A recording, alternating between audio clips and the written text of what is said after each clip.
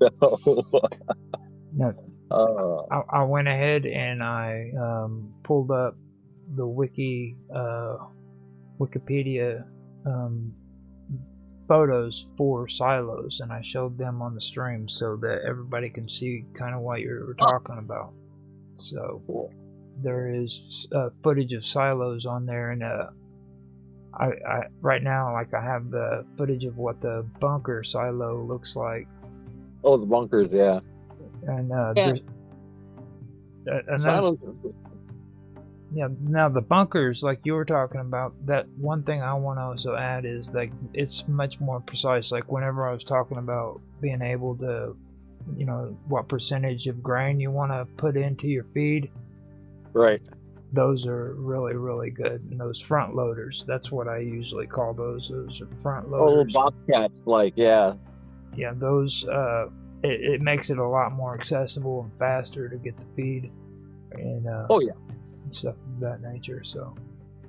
Yeah, you can have a more nuanced mix for your feed, and really, you're just digging a hole in the ground, lining it with concrete, and there you go. You just put your stuff in there. Um, Back when I was doing it, what year was that? That was a long time ago. Would have been in the 90s, 80s, 90s, probably 90s. I think a new silo unloader was going for about $9,000, and building the silo was about $9,000. So, as I recall, it was around an $18,000 investment in a silo. And if you were going to do a traditional, I worked for a guy that was a James Way, what's the word, franchise. And just when I was leaving the job, they were merging with another silo unloader company called Starline, and they were becoming James Star, just because there was like less and less business. And one of the things I noticed was, because I was talking to these guys, and they were like, and I met a lot of farmers. I never met a lot of farmers before, and I discovered these guys were actually really bright. It takes a lot to be able to make a successful farm these days. Most of them have gone to like Cornell or some kind of agricultural college. They were smart cookies, and I was being told, well, there's fewer demand for silos because the farms are getting bigger. Bunkers make more sense for the larger farms. And I'm like, the big agribusinesses are buying out the little farmers. And I was told, no, that's not really what's happening is, and I think we talked about this before, what's happening is, as farmers got older and they wanted to retire, you're in your 70s and you just want to go to your condo, the kids were not picking up the farms. They sent the kids to college and they got degrees and they got good jobs, and they don't want to work 15, 16 hours a day sometimes running a farm, never getting a vacation. You can't take a vacation when you're a farmer, and when they first told me that, I'm like, but then it makes a lot of sense. How can you leave a farm? I mean, the whole place will fall apart. The animals need to be fed. You've got to do stuff every single day, and the kids didn't want to do it, so they would just sell the farm to somebody that wanted it. Right. Because you're getting in your 70s and you just can't do that anymore. And so it's really kind of sad in many ways to see these smaller farms disappearing. But here where I live in the state of New York, we have an enormous amount of dairy farms. So I remember once we had to, business I worked in was like in Western New York, and we had to go up. We had a job to do for somebody. It was, long story short, we basically had to drive up to Thousand Lakes, which is up in the northern north of there. So as we're driving for hours through the state, I'm like, there's a dairy farm, and when you've driven for like hours past nothing but dairy farms, you realize how huge a dairy state that we actually are here. So it's really amazing the amount of milk and cheese that we produce. I'm sure that we rival Wisconsin when it comes to that. So. Well, don't tell anybody from Wisconsin that, because those are fighting words. I won't. We don't need that. The only thing they care about is their cheese. I've heard that. And this is all, of course, samsara. You're wondering what I was talking about Buddhism. Gotta slide it in there somewhere. Well, I'm like thinking, this doesn't sound very Buddhist at all. But everything is Buddhist if it's looked at the right way.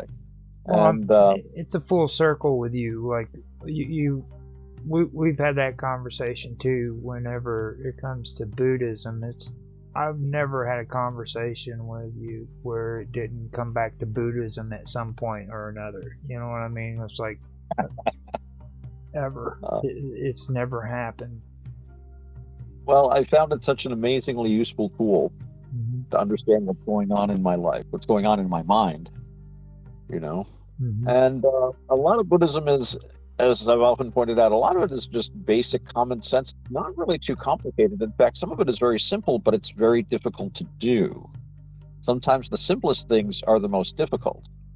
And a lot of Buddhism, I think, has to do, you know, again, with the caveat, my ignorance of Buddhism is vast. I am open to correction from people that are more skilled and versed in Buddhism than I. But, you know, to me, a lot of Buddhism has to do with very simple ideas that are very difficult to do, and looking at things that are very difficult to look at. And when the Buddha talks about how we look for happiness in the wrong places, you know, like the song Looking for Love in All the Wrong Places, we look for happiness in all the wrong places. And it's not really our fault, because we don't know anything else. This is our ignorance. We are simply ignorant of what's really going on. The people who've taught us are similarly ignorant. There's nothing malicious about this. It's simply the kind of thought processes that we need to get through day-to-day life as householders, interacting in society and things like that. But when you take things that are intrinsically impermanent and look for your happiness there, you will get happiness. That's not impossible to have happiness through these things, but it's never going to last. And as someone once said, I mean, with the body, we generally look for happiness through our bodies. If you go with the body can bring you a lot of interesting experiences. That was that novel, Jürgen, very good novel, Jürgen, where he says, you know, you're only here on the earth for so long with this human body, which is capable of very curious and interesting experiences.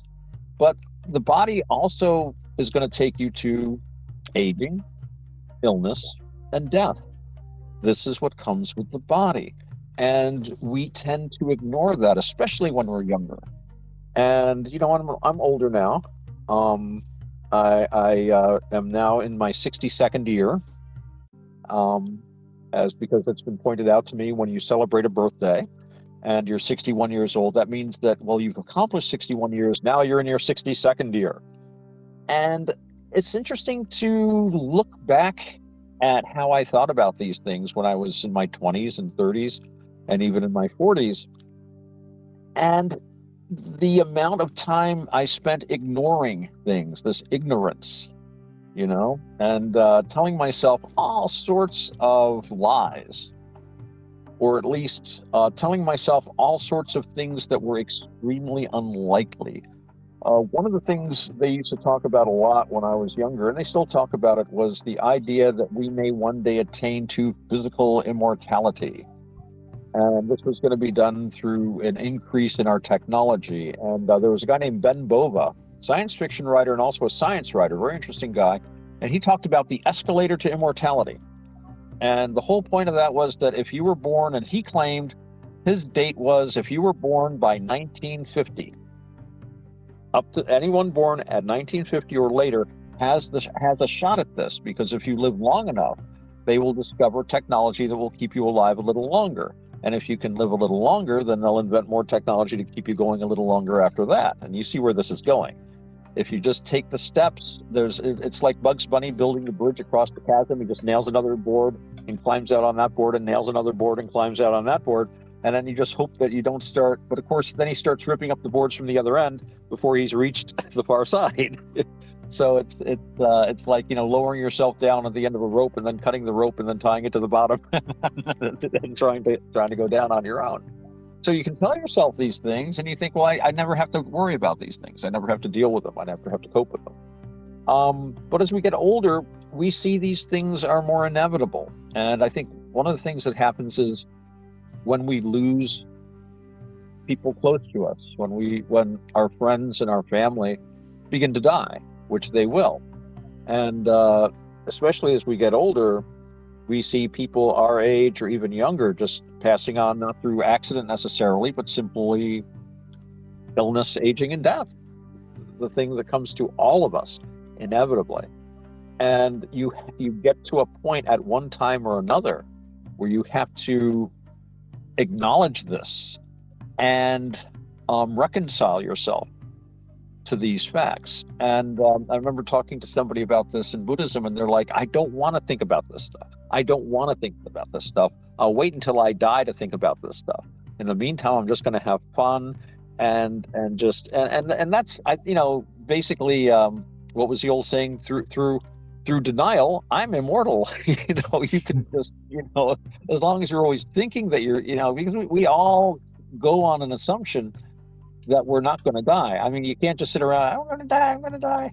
If you just do that, you're just going to get depressed because you don't have any answer to that from the point of view of everything being centered on pleasures of the body, the things that you get out of being a human being in a human body, all the pleasures, all the things that we do. And we've talked about this before, Raj. We have so many things that we like to do.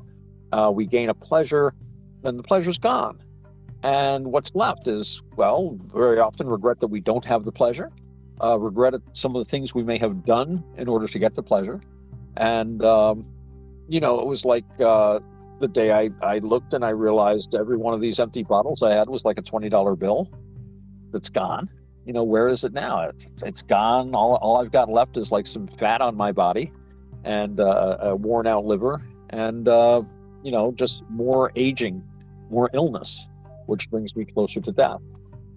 But if we can acknowledge that this is going to happen and get past the panic and start realizing this is just what happens, this is just normal, and a view of it as anything else is really the problem. The problem isn't aging, illness, and death.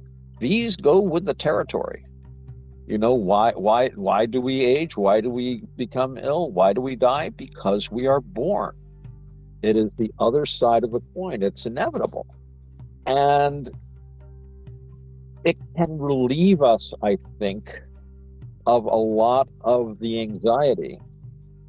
But of course, we have to get past the anxiety that this thought gives us in the first place. And I think that a lot of it simply has to do with the fact that we've been taught to ignore it. We've been taught by our society to ignore it. We've been taught by everyone around us to ignore it. It's not a fun thing. We want fun, we want to think about good things, and we use our minds to try to amuse ourselves. When we take on these, and I've talked before about, we spend most of our time taking on identities in imaginary worlds. It has nothing to do with what we're actually experiencing. And we try to create worlds in our own minds that are going to be amusing and fun, but they get out of control, and it's basically you're giving up your position of power, your driver's seat in your car, where you're aware of everything and you're here now and you're in the moment, but then your mind wanders off. Wouldn't it be cool if I did this, or if I had that, or if wouldn't it be cool if I was like 40 years younger or 40 times richer? Wouldn't it be cool if, this or that person liked me? Wouldn't it, all these things. And then you go into this little world and you're not here anymore. And everything else slides. But then you start, once you've surrendered that power, then you can go anywhere. Once you get out of your driver's seat and the car's just going around, who's going to jump in that seat? It's like, well, I'll take you somewhere fun. This would be cool. But then you suddenly think, but what if this happens? And if this happened, that would have to happen. And, it's true. The more you have, the more things you possess, the more what's the word I'm groping for? The more position you have in society. The higher you rise, the more you're looked up to, the more you're honored, the farther you can fall. And